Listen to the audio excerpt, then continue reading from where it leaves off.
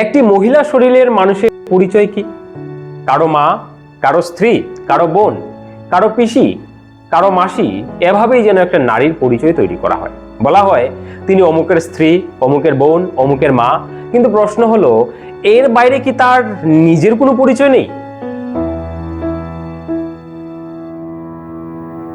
নমস্কার, আপনারা দেখছেন সময়ের সংলাপ, সঙ্গে রয়েছে আমি রাজু। আজকের আলোচনা কোনো রাজনৈতিক সংবাদ নয়, কোনো অপরাধের ঘটনাও নয়।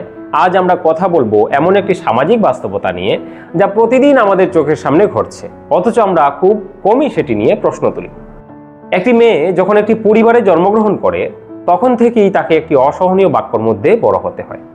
ছোটবেলা থেকেই তাকে বলা হয়, এটা তোমার বাড়ি নয়, বিয়ে হয়ে গেলে শ্বশুর বাড়ি হবে তোমার আসল বাড়ি।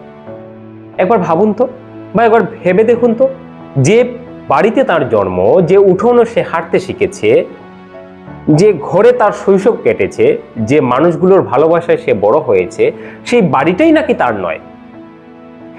ছোট্ট একটি মেয়ের সামনে অজান্তেই গেঁথে দেওয়া হয়, সে এই পরিবারের স্থায়ী সদস্য নয়, একদিন তাকে চলে যেতেই হবে।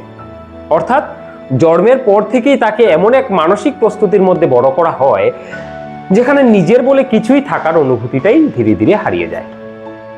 সে যে নিজের বাড়িতেই একজন অস্থায়ী অতিথি, এরকমই মনোভাব নিয়ে তাকে বড় হতে হয়। এরপর আসে বিয়ে।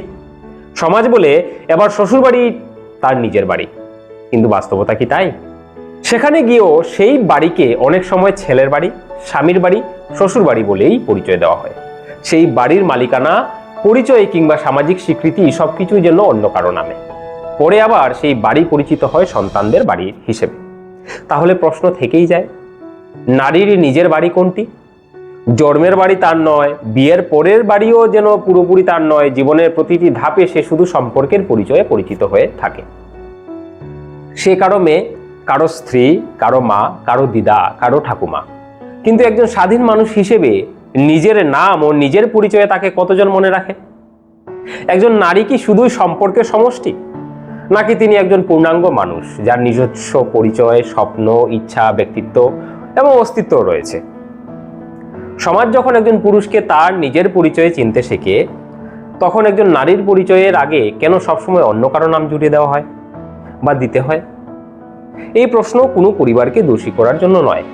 এই প্রশ্ন আমাদের সমাজ ব্যবস্থা, আমাদের চিন্তাধারা এবং বহু বছরের অভ্যাসকে নতুন করে ভাবনার জন্য। কারণ একজন নারীর সবচেয়ে বড় পরিচয় হওয়া উচিত তিনি একজন মানুষ। তার নিজের একটি নাম আছে, নিজের একটি সত্তা আছে, নিজের একটি জীবন আছে। তিনি শুধু কারো মা, স্ত্রী, বোন বা কন্যা নন, তিনি নিজেও একজন পূর্ণাঙ্গ ব্যক্তি। সময় এসেছে সেই পরিচয়কে সম্মান করা। আপনারা কি মনে করেন? নিশ্চয়ই কমেন্ট বক্সে জানাবেন। ততক্ষণের জন্য বিদায় নিচ্ছি। আর দেখতে থাকুন সময়ের সংলাপ, খবরের অন্তরালের এক শক্ত আওয়াজ।